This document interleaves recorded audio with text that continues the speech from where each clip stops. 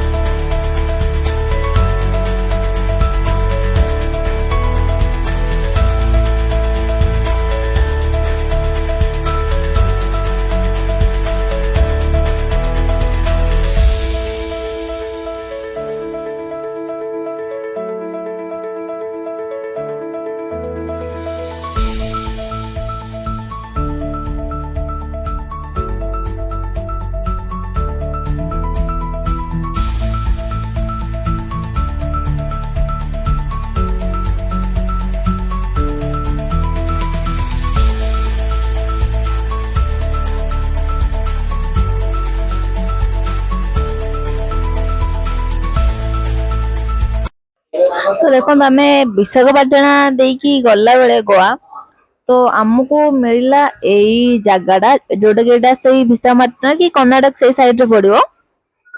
तो से पियाज से चाष करके बिकुचन माने सेठू सब ट्रांसफर होउची। तो ट्रांसपोर्ट जो करचंदी से माने सेठी तांको हम रेट बुझुथुलु से माने किलो 5 टका हिसाब रे दउचंदी माने होलसेल माने से माने जहा भी आनुचंदी तापर भी ट्रांसपोर्ट चार्ज अच्छी बहुत सारी। तो से केते सारा पेयर देखो से केते कष्ट करचंदी बहुत सारा लोक रखी काम करूचंदी कौन लाभ पाउछन सेटा मो भी जानि पारनी।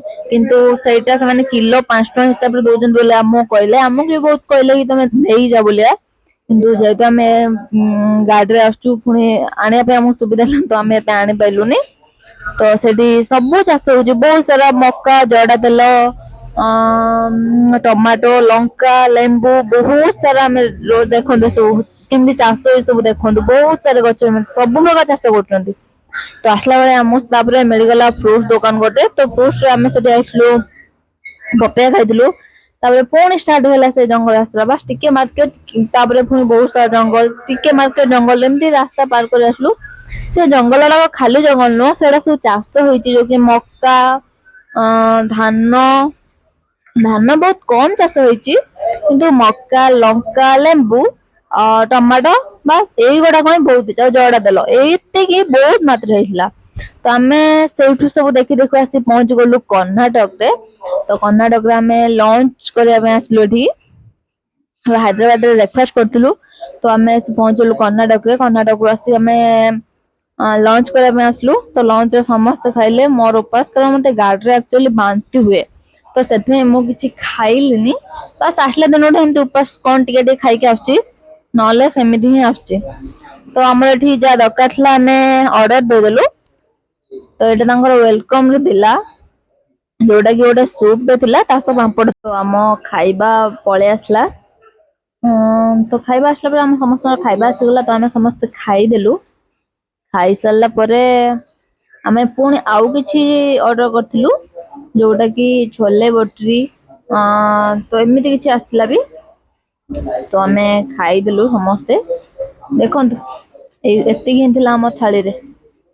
ମତେ ଏଠି ବାବା ବର ଖୁଆଇ ବି ଟିକେ ଦଉଛନ୍ତି, ଯେହେତୁ ମୁଁ କହିନି ମତେ ବାନ୍ତି ହଉଛି ଖାଇମିନି, ଜୋର ଜବରଦସ୍ତି ଟିକେ ଖୁଆଇ ବି ଦେଲେ।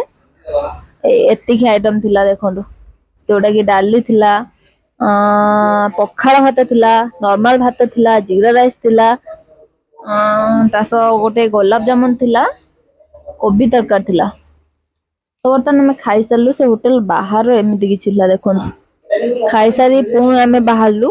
ତ ଏଇଟା ଏୟାର ଭ୍ୟୁ ଟା ଦେଖି ଆମେ ରହିଗଲୁ କିଛି ସମୟ ଫଟୋ ଭିଡିଓ ଉଠେଇବା ପାଇଁ। ତ ରହିଲା ପରେ ସେ ଫଟୋ ଭିଡିଓ ଉଠେଇ ସାରି ପୁଣି ଆମେ ଷ୍ଟାର୍ଟ କଲୁ ଆମ ଜର୍ଣ୍ଣି। ତ ଆଜି ହିଁ ଲାଷ୍ଟ ଦିନ ଆମର, ତ କାରଣ ଆଜି ରାତିରେ ହିଁ ଆମେ ପହଞ୍ଚି ଯିବୁ ଗୋଆରେ। ତ ବର୍ତ୍ତମାନ ଭିଡିଓ ବନ୍ଦ ଥିଲା କିଛି ସମୟ ପାଇଁ, ମୁଁ ରେଷ୍ଟ ନଉଥିଲି, ଶୋଇ ପଡିଥିଲି ଟିକେ। ତ ଶୋଇକି ଉଠିଲା ବେଳକୁ ଆମେ ପହଞ୍ଚି ଯାଇଥିଲୁ ହୋଟେଲରେ, ଲଞ୍ଚ ଡିନର ପାଇଁ ପହଞ୍ଚି ଯାଇଥିଲୁ ଆମେ ହୋଟେଲରେ। ତ ଏଇଟା ସେତେବେଳକୁ ଆମେ ଗୋଆରେ ପହଞ୍ଚି ସାରିଥିଲୁ। ତ ଗୋଆରେ ଏଠି ଚିକେନ ତା ସହ ରୁଟି ଅର୍ଡର କରିକି ଖାଇଥିଲେ। ତ ଏଠି ଖାଇବା ବହୁତ ହି ଖରାପ। ଖରାପ ନାହିଁ, କାହାକୁ କେମିତି ଲାଗୁଥିବ, ମତେ ଜମାରୁ ବହୁତ ହି ବେକାର ଲାଗେ ସେ ଖାଇବା। ଗୋଟେ ଗୋଟେ ଜାଗାରେ ଠିକ ଠାକ ରହୁଛି, ଆଉ ଗୋଟେ ଗୋଟେ ଜାଗାରେ ବହୁତ ବେକାର ଖାଇବା ମିଳୁଛି। ପ୍ରାଇସ୍ ବହୁତ ବହୁତ ଏକ୍ସପେନ୍ସିଭ ହୋଟେଲ ଗୁଡାକ ସବୁ।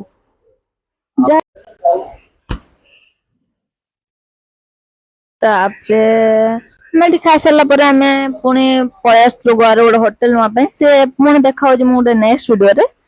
ଆଜିର ଭିଡିଓ ପାଇଁ ଏଇ ରହୁଛି, ରହିଲି, ଜୟ ଜଗନ୍ନାଥ। ଯଦି ଆପଣଙ୍କୁ ଭିଡିଓଟି ଭଲ ଲାଗିଥାଏ, ଲାଇକ୍, ସେୟାର, ସବସ୍କ୍ରାଇବ କରିବେ। ରହିଲି, ଜୟ ଜଗନ୍ନାଥ।